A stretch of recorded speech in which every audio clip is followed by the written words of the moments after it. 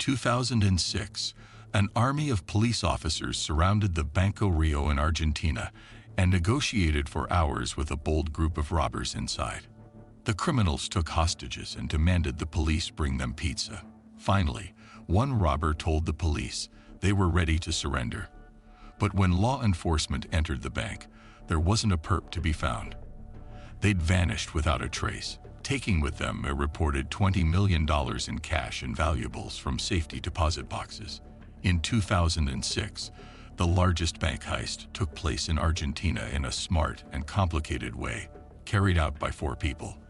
The first was the leader. His name is Fernando Araujo. The second was the operations engineer. His name is Sebastian Bolster. The third was Beto Della Torre, the financier. And the last one was Luis Silanes, whom we are going to call the Violent. There were 2 other people who helped them, but their identities weren't revealed. The story began when the operation leader, Fernando, visited his psychiatrist and revealed his desire to rob a bank. The psychiatrist was surprised. He assumed he was under the influence of cannabis, since Fernando was a cannabis addict. The psychiatrist asked, "Where did you get this idea from? Do you need money?" Fernando replied, "As you know, I am an artist, and I feel I can make a masterpiece out of the robbery." The psychiatrist asked again, "And how do you intend to execute this operation?" Fernando replied, "I have no idea so far, but I have been pondering on this so much nowadays." The psychiatrist was careless about Fernando's speech, but the latter was intending to rob a bank, which was going to be the largest and smartest heist in Argentina's history. Fernando used to walk daily around the streets of Buenos Aires, the Argentinian capital, trying to discover possible targets for his operation. He found out Banco Rio, a branch of one of the well-known banks in a wealthy area, meaning that most of its clients are rich and deposit all their valuable things in that bank. Fernando put forth several different strategies for carrying out his operation, mulled them over, and ultimately came up with 2 options. First, they could enter the bank armed while it is open, take the money, and then quickly flee before the police show up. The drawback of this strategy is that it is unsafe, and the loot would be modest because they wouldn't have enough time to collect all the cash and flee before the police arrived. The second method involves breaking into the bank while it is closed through a tunnel that leads directly to the vault. However, because of the bank's sensors and developed alert system, they would soon be exposed, and this method is also risky. Both methods were at the same level of risk, so Fernando decided to go for the method that could grant him the bigger loot, meaning that he was going to dig a tunnel through which he could directly enter the vault while the bank was closed. Fernando then began to consider how he could accomplish this. At first, Fernando thought about renting a ground floor apartment or a studio near the bank and digging an underground tunnel to the vault. But in the end, he discovered something that would simplify the task. On one of his routine city tours, he noticed the sewer openings along the bank street. There was one opening every 10 meters, indicating that the sewer tunnel already existed beneath the bank. Fernando kept tracking the openings along the street until he reached the sewer estuary. This estuary was a large opening located only 150 meters away from the bank. Straight, Fernando entered the tunnel and began to explore the place. The tunnel at first was square, but after about 100 meters, he reached the circular tunnel, which is about 6 meters in diameter. I mean a huge tunnel extending under the city and passing directly in front of the bank. Fernando realized he needed assistance at that point because it would have been nearly impossible for him to complete the operation alone. The first person who came to mind was Sebastian Bolster, one of his friends who was known as the engineer because of his expertise in electronics and mechanics. Sebastian was surprised when Fernando went to him and told him about his plan because Sebastian only knew Fernando as an artist and a cannabis lover with a spotless criminal record and no prior robbery experience. Fernando started providing Sebastian with the operation's details. He told him about what he intended to do, about the bank, the tunnel, and everything else. The engineer Sebastian expressed his willingness to help the leader Fernando in carrying out this operation. The first thing they did was go to the bank's location and then to the tunnel and begin planning to know from where they could start digging. Fernando brought measuring tapes and dropped them into the openings. These tapes would help them determine their exact location inside the tunnel and how far they were from the surface. Then they went to the bank and took several covert photos while posing as clients to gain access to the vault, which was located on the underground floor, so they could determine its estimated surface area and the number of safe deposit boxes, which could be up to 100. They needed the bank's blueprints, which were most likely in the municipality, to obtain accurate numbers because all of their calculations were estimates, along with financial assistance because the tools Sebastian made were expensive. Fernando felt that he needed people with sufficient robbery experience. Fernando, the leader, started looking for a new partner to join the crew, so he reached out to a man they call the Doctor. This man's identity wasn't revealed. He was more of a coordinator than an accomplice. The Doctor assured Fernando that he would get the right people to help him with his operation. The first one was Beto Della Torre, the financier.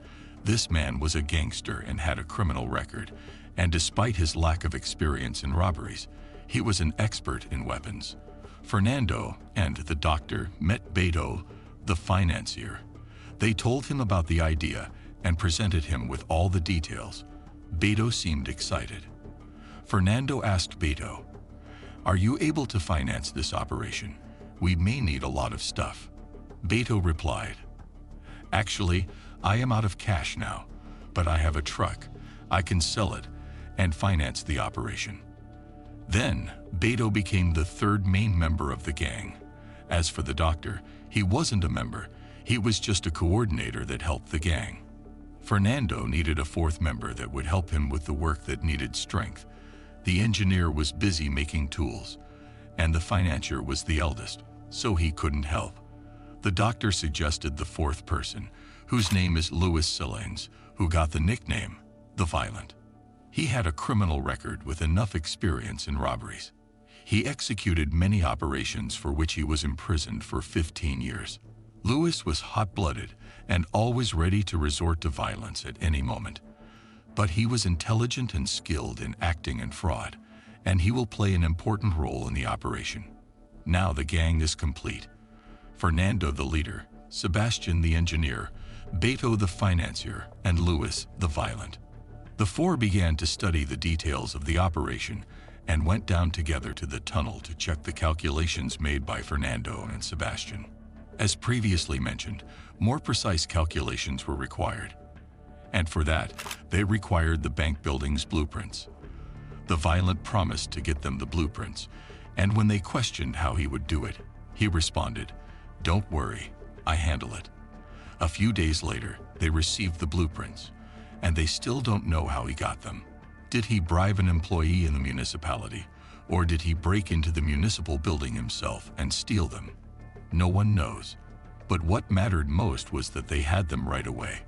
According to their plan, the tunnel should be dug diagonally, as you can see in this image, so they started by figuring out the starting point for digging, the length of the tunnel, the angles, and everything else to make their calculation more accurate. Then they created a thorough plan that included all the calculations required for the digging process. Next, they started bringing the necessary tools. They brought a diesel-powered generator and digging drills, and they started digging the tunnel. During the digging, there was always someone in the street to make sure that the digging sound was not heard from above. The digging process would take them at least several months, so they moved on to the next problem, which was the sensors and the alert system that turned on as soon as someone put a step inside the vault. Fernando, the leader, took advantage of his artistic side and began designing a sketch of suits that would lower their heat so as not to be detected by the sensors, suits that are made of sleeping bags used by campers and hikers. He first bought a thermal camera, on which he made several tests to see if it would detect his body heat. This idea seemed a bit scary. There are going to be 4 people in the vault carrying a lot of equipment. in addition to the fact that they have to stay inside for a long period of time to get all the loot, so they would surely be detected. Overall, the idea wasn't safe at all and was highly risky. Fernando, the leader, was upset. He spent hours and hours thinking about a way to get inside the vault without being detected. One day, an insane idea came to his mind. Fernando and his crew were planning to break into the bank through the tunnel while it was closed, and they ruled out the idea of an armed robbery operation while the bank was open because the bank would be swarmed with police in a few minutes. Fernando's new idea was merging the two methods, the breaking into through the tunnel and the armed robbery. That is to say, instead of using the tunnel for entry, they would use it for exit, making the sensors and alarms useless. The police would only surround the bank from the outside, and they wouldn't figure out that the robbers would use a tunnel to escape. First, Fernando did his research on the internet to see if someone had already executed a robbery in this way, and found nothing, meaning that the Argentinian police wouldn't expect it. Fernando informed the crew of his new plan, and they were amazed and excited. Now they had to add weapons to the equipment list, and the financier claimed that he would take care of weapons as he was a gangster and had experience with such things. The used weapons were special. Make sure to finish the story to figure out what made them special. The whole process took them a year. During this year, the tunnel was dug and a small dam was built inside the tunnel. Its purpose was to raise the water level to a certain point. They intended to use small rubber boats to carry the loot. After that, they discussed how to escape. Initially, the idea was to escape towards the sewer estuary, but considering the possibility that once the police realized what was happening, they would go to the estuary and block the road. The group started considering the alternate route, which goes in the opposite direction of the estuary, and found that it was preferable to the first route because it had numerous sewage openings, which were spaced every 10 meters along the tunnel. They chose one in particular that was 200 meters from the bank and parked the van directly above the sewage opening. The van was customized. They made an opening on the van's floor that would be placed on the sewage opening. Beto, the financier, brought a small van and put it in his garage, and the crew gathered to make the modifications needed on the van. While they were working, Beto's wife came in suddenly, and they all asked Beto about the reason for his wife's existence in the garage. He immediately assured them that everything was good, that he trusted her, and that there was nothing to worry about. Remember this woman, she will have a great role in the story. After they finished the modification process on the van, they needed a driver who would wait for them in the van until they arrived. That driver was the second unrevealed person, nicknamed the Boy. Everything was almost ready. The only thing left was a method to quickly open the safe deposit boxes. There were hundreds of safe deposit boxes that couldn't be opened manually. It would take them hours. Sebastian, the engineer, made a hydraulic tool called the cannon. This tool is designed to break the box's locks within only 7 seconds for each box. Finally, after all these preparations and efforts, everything was ready. As you can see, this is the sewer tunnel from which they entered by boats. This is the dug tunnel that led to the bank. This is the bank vault, which had safe deposit boxes inside, and about 200 meters away, this is the sewage opening from which they would escape, and the van was parked above it. D-Day arrived on the 13th of January 2006. Sebastian, the engineer, was the only one who entered the tunnel, and next to the hole of the tunnel they dug, they put rubber boats with the equipment on. Then Sebastian climbed up the tunnel to the bank wall and waited for their friend's signal. The other 3 members of the crew, Fernando, the leader, Beto, the financier, and Luis, the violent, met in front of the bank. When they were sure that everything was ready, they raided the bank with their weapons and immediately took the bank employees and clients as hostages. They asked them to lay face down on the ground. The bank security guard was in his room. He locked himself, informed the police, and it took the police a few minutes to show up. When the bank was surrounded by the police, Fernando felt like it was time for a trick that he planned before. He called it the Coco Plan. The idea was to take one of the hostages and went out of the bank and pretend like he wanted to escape, and then went back the bank. By this trick, he was aiming to show the police that he was intending to escape before their arrival. They had even put a van in front of the bank, as though they would use it to escape, and because of the quick arrival of the police, their plan failed. The Coco plan worked.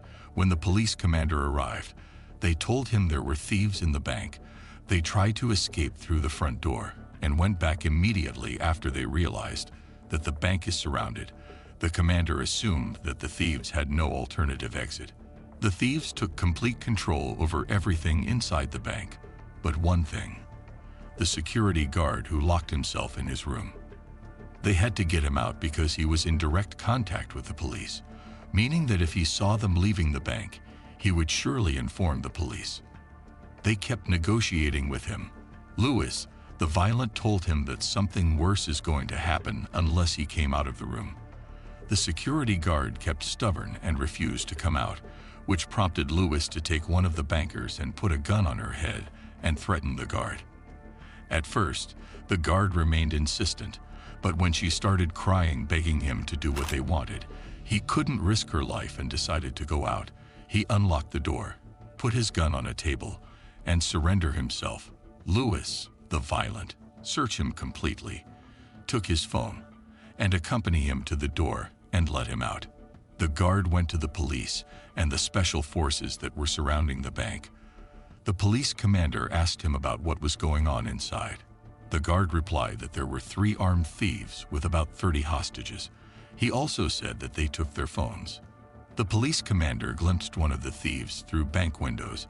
He was waving at them holding a phone. It was like he was telling them to call the guard's phone. At the same time, Fernando, the leader, gave his order to Sebastian, who was waiting in the tunnel, to start raiding the vault. Sebastian began digging and heard the sound of something moving from the other side. It was Fernando, who was moving a filing cabinet that was exactly at the place where Sebastian was digging. Fernando was relieved when he saw Sebastian. He made sure he dug in the right place, because, until now, he was afraid that they dug in the wrong place. Sebastian, the engineer, entered the vault with his hydraulic tool cannon and started opening the safe deposit boxes. The plan was to open as many as they could of safe boxes in 2 hours. They had already estimated that they could open about 400 boxes during the 2 hours. Fernando and Sebastian stayed in the vault looting the boxes, while Louis and the financier were taking control of the hostages and trying to delay the police until the 2 hours are over. Louis, the violent, was responsible for communication with the police. He was the one who got the phone. As we mentioned before, that man got a talent for acting and fraud, so he managed to delay the police by creating different personas to distract them. Even the commander was surprised by the way Louis was talking to him. The commander asked Louis about their demands. Louis replied, "Look, we intended to rob the bank and leave immediately, but you guys were faster than we expected. We are not willing to harm anyone, but now we don't know what to do." The operations commander was looking at Louis through his binoculars from one of the bank's windows, and he saw him sitting on the chair, cross-legged. He seemed comfortable, as if he were taking a business call in his own office. The commander then realized that he was talking to someone with previous criminal experience. Louis said, "Let me tell you something, my friend. It hasn't been a long time since I got out of jail. I spent 15 years, and this is not my first robbery. I know all your tricks. Please don't mess with me. You may hurt the hostages." The commander replied, "Don't worry. We won't do anything. Just release one of them each while to show us your good intention." Louis said again, "We gave you the guard. Don't be greedy. We are the only ones responsible to determine when to release the hostages. Goodbye." And then he hung up. This way Louis proved to the commander that he is the negotiation leader and forced him to think twice before acting. And that's what the thieves needed: time. Louis and the commander kept in touch, and Louis, from time to time, made up some stories to keep the police distracted. He told them to call his lawyer to negotiate surrender conditions and gave them the phone number of one of the hostages. When the police called that number, Louis changed his voice tone and responded, posing as the lawyer, and told him that he was on his way to negotiate. This man was a wonder. He was able to delay the police for as long as his friends needed. Unfortunately, when the 2 hours are over, Sebastian, the engineer, and Fernando, the leader, didn't manage to open the targeted number of safe deposit boxes. They had been able only to open 147 safe deposit boxes, and the hydraulic tool had some heating troubles.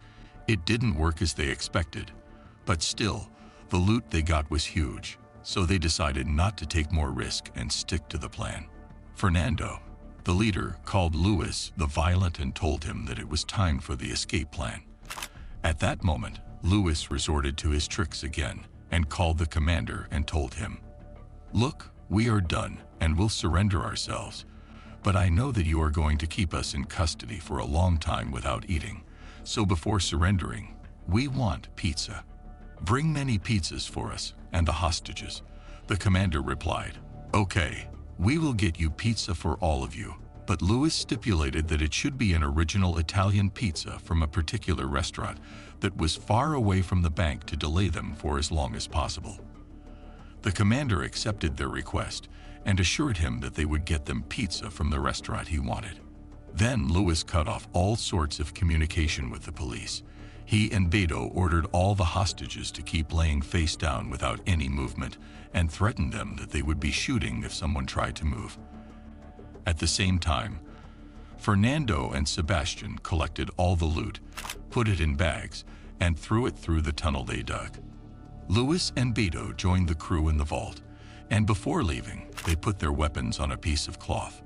We will know the reason for this later in the story. As they came out of the hole, they put something like a bomb in it, put the filing cabinet back in place, and got down immediately through the tunnel to their rubber boats. They put the loot on one, and got on the other, and went along the sewer tunnel until they reached the hole from where they were planning to escape. They carried the loot bags and climbed the ladder directly to the van without being noticed. They headed to the safe house. They had already prepared it before. When they arrived at the house, they put the van in the garage and immediately went to turn on the TV to see what was going on and whether the police were pursuing them or not. The funny thing is that until that moment, the police had not yet broken into the bank. They were watching TV relaxed, as if they were watching a movie, waiting for the police's reaction when they realized what was exactly happening. After bringing the pizzas, the commander tried to reach out to Luis, but all his trials were pointless. Here, the police realized that the time for the raid had come. The police commander ordered the special forces to storm the bank and to be prepared for any armed conflict. However, when the police raided the bank, they found no one but the hostages. The police didn't manage to understand what was going on. How did these thieves escape? The police got confused because Fernando and his crew hid the hole.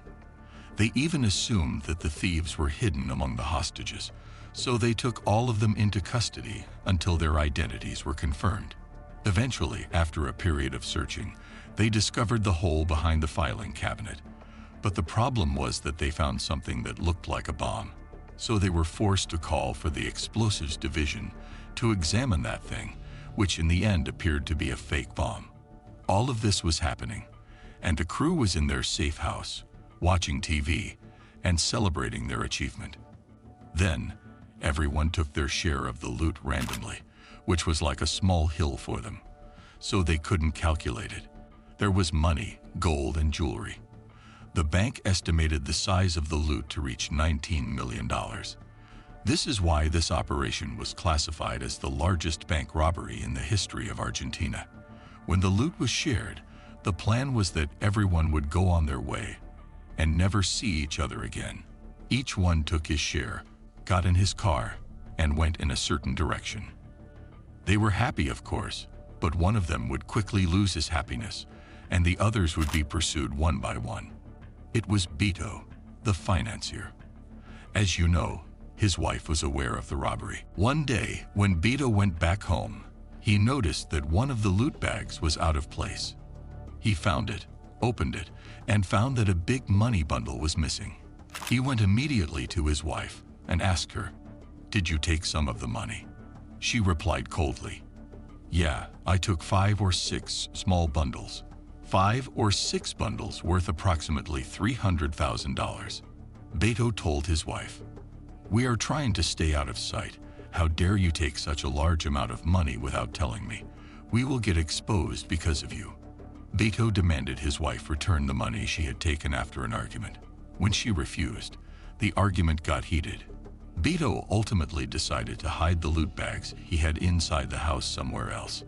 He had no idea that his wife would be so angry with him that, as soon as he left the house, she went to the police station and reported him, fearing that he would cheat on her and take their money for his lover.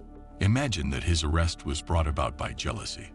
Beto, on the other hand, was devoted to his family and couldn't imagine leaving them. Eventually, Beto was arrested, and after questioning, he refused to reveal the identities of his accomplices. However, with the help of his wife and other evidence, such as phone tracking, the identities of the 4 members of the gang were revealed, and arrest warrants were issued for them. Although each of them went in a different direction, in the end, they were all caught and tried. The odd thing is that not much of the loot was found because the thieves hid it in tricky locations and wouldn't admit it. They received prison terms ranging from 9 to 15 years. None of them managed to finish their sentences. On the contrary, as a result of their good behavior, they were temporarily released. After serving roughly 2 years in prison, Fernando and Sebastian were given 2 years of house arrest in their own homes. Beto and Luis, however, were incarcerated for longer periods of time due to their prior crimes. Both Luis and Beto spent much less time than the original sentence, 6 and 8 years, respectively. The sentence was light. The weapons they employed were the main cause of this. Do you remember when I said that their weapons were special and that they had placed them there before running away? Their fake and unreal weapons were the cause. Imagine that they carried out such a massive operation, taking police officers and special forces hostage and controlling them with fake weapons. This is incredible. The obvious explanation for this is that even if they were caught, the punishment would differ greatly from that for an armed robbery. Because of this, the sentences were brief, and they were also released early. The odd thing is that not much of the loot has been found, though. We are unsure if a deal was made in secret with the authorities to recover a sizable portion of the money in exchange for an early release, or if bribes were paid. These are only assumptions. We have no idea what occurred behind the scenes. Customers of the bank received compensation from the bank and insurance companies.